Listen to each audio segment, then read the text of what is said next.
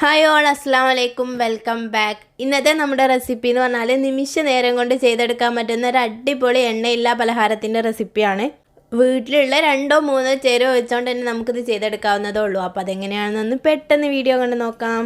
First ഒരു പാനിലേക്ക് ഞാൻ ഇവിടെ 1/2 കപ്പ് അളവിൽ ശർക്കര ചേർത്ത് കൊടുക്കുന്നുണ്ട് കേട്ടോ. ശർക്കരേൻ്റെ പൊടിയാണ് ഇവിടെ ചേർത്ത് കൊടുക്കുന്നത്. അതിലേക്ക് ഒരു 1/4 കപ്പ് വെള്ളം കൂടി ചേർത്തതിന് ശേഷം നമുക്കത് നല്ല രീതിക്ക് തന്നെ ഒന്ന് പാനിയാക്കിയിട്ടെടുക്കാം. അപ്പോൾ അതിന് ശേഷം അത് അരിച്ച് മാറ്റി വെക്കാം കേട്ടോ. ഇനി ഞാൻ ഇതുപോലെ 2 നേന്ത്രപ്പഴമാണ് കേട്ടോ എടുത്തിട്ടുള്ളത്. നോർമൽ പഴമാണെങ്കിലും പ്രശ്നമൊന്നുമില്ല. നേന്ത്രപ്പഴമാണെങ്കിൽ ഒന്നും കൂടി ഒരു ടേസ്റ്റ് കൂടും. അപ്പോൾ അത് നമുക്കിതുപോലെ ഒരു ഫോർക്കോ എന്തെങ്കിലും ഒന്ന് വെച്ചിട്ട് ജസ്റ്റ് നല്ല പോലെ ഒന്ന് മാഷ് ചെയ്തെടുക്കാം.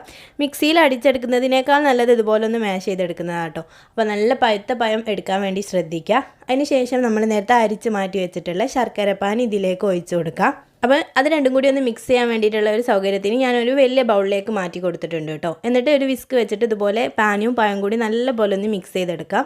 ഇനി ഇത് ഒന്ന് മിക്സ് ആയതിന് ശേഷം നമ്മൾ ഇതിലേക്ക് ചേർത്ത് കൊടുക്കുന്നത് 1 കപ്പ് അളവിൽ ഗോതമ്പ് പൊടിയാണ് കേട്ടോ. ഈ ഗോതമ്പ് പൊടിക്ക് പകരം നിങ്ങളുടെ കയ്യിൽ അമൃതപ്പൊടി ഉണ്ടെങ്കിൽ പകുതി അമൃതപ്പൊടിയും എല്ലാം കൂടി ചേർത്തിട്ട് ചെയ്തെടുക്കുകയാണെങ്കിലും നല്ല അടിപൊളി ടേസ്റ്റ് തന്നെ ആയിരിക്കും.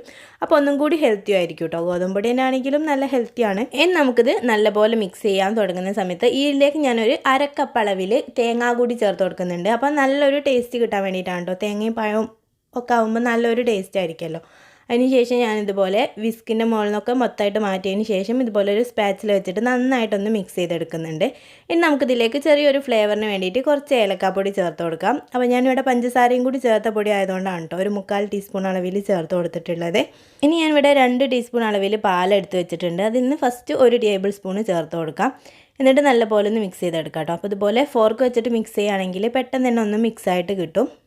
ബാക്കിയുള്ള 1 ടേബിൾ സ്പൂണും കൂടി ചേർത്ത് കൊടുക്കുന്നുണ്ട് കേട്ടോ. അപ്പോൾ നിങ്ങൾ കൺസിസ്റ്റൻസി നോക്കിയിട്ട് വേണം ചേർക്കാൻ വേണ്ടിയിട്ട്. ജസ്റ്റ് ഒന്ന് കോരി ഒഴിക്കാൻ പറ്റുന്ന ആ ഒരു കൺസിസ്റ്റൻസി ആകുമ്പോൾ നമുക്ക് ആ ഒരു മിക്സ് കറക്റ്റായിട്ട് കിട്ടും കേട്ടോ. ഇനി നമ്മളിതുപോലെ ഒരു ഉണ്ണിയപ്പച്ചട്ടി എടുത്ത് വെച്ചിട്ടുണ്ട്. അതിൽ നമ്മൾ ചെറിയ അളവിലൊന്ന് നെയ്യൊന്ന് തടവി കൊടുക്കുന്നുണ്ട് കേട്ടോ. ഇനി നമുക്ക് ഈ ഒരു മാവ് വേണമെങ്കിൽ ആവിയിൽ ഇഡ്ഡലി തട്ടിൽ കുക്ക് ചെയ്തെടുത്താലും നല്ല ടേസ്റ്റ് തന്നെ ആയിരിക്കും. ഉണ്ണിയപ്പച്ചട്ടിയിൽ നമ്മൾ ചെയ്തെടുക്കുമ്പം നമുക്ക് കോരി എടുത്തിട്ടുള്ള ഡീപ്പ് ഫ്രൈ ചെയ്തിട്ടുള്ള ആ ഒരു ടേസ്റ്റിലായിരിക്കും കേട്ടോ നമുക്ക് കിട്ടുക. അപ്പോൾ ഡീപ്പ് ഫ്രൈ ചെയ്യാനൊന്നും ആഗ്രഹമില്ലാത്തവർ ഇതുപോലെ ഉണ്ണിയപ്പച്ചട്ടിയിൽ കുറഞ്ഞ എണ്ണയിൽ ചെയ്തെടുക്കുമ്പം നല്ല ടേസ്റ്റ് തന്നെയാണ് കഴിക്കാൻ വേണ്ടിയിട്ട്. അപ്പോൾ ഇതുപോലെ ആരും ഉണ്ണിയപ്പച്ചട്ടിയിൽ ഇതുവരെ ചെയ്ത് നോക്കിയിട്ടില്ലെങ്കിൽ തീർച്ചയായിട്ടും ഒന്ന് ട്രൈ ചെയ്ത് നോക്കുക. വീഡിയോ ഇഷ്ടമായിട്ടുണ്ടെങ്കിൽ ലൈക്ക് ചെയ്യാനും നിങ്ങളുടെ അഭിപ്രായങ്ങളൊന്ന് കമൻറ്റായിട്ട് അറിയിക്കാനും മറക്കല്ലേ. അപ്പോൾ നമ്മൾ ഏകദേശം ഒരു ലോ ഫ്ലെയിമിൽ വേണം കേട്ടോ ഇത് കുക്ക് ചെയ്തെടുക്കാൻ വേണ്ടിയിട്ട്. അപ്പോൾ ഒരു സൈഡ് ആയതിനു ശേഷം നമുക്ക് നെക്സ്റ്റ് സൈഡും കൂടി ഒന്ന് തിരിച്ചിട്ടും കൂടി ഒന്ന് കുക്ക് ചെയ്തെടുക്കാം. അപ്പോൾ ഇത്രേ ഉള്ളൂ. അപ്പോൾ നല്ല ഹെൽത്തി ആൻഡ് ഈസി റെസിപ്പികൾക്കായിട്ട് നമ്മളെ ചാനൽ സബ്സ്ക്രൈബ് ചെയ്യാത്തവരൊന്ന് പ്ലീസ് സബ്സ്ക്രൈബ് ചെയ്യുക. അപ്പോൾ അടുത്ത നല്ലൊരു വീഡിയോയിൽ കാണാം. ബൈ. Thank you.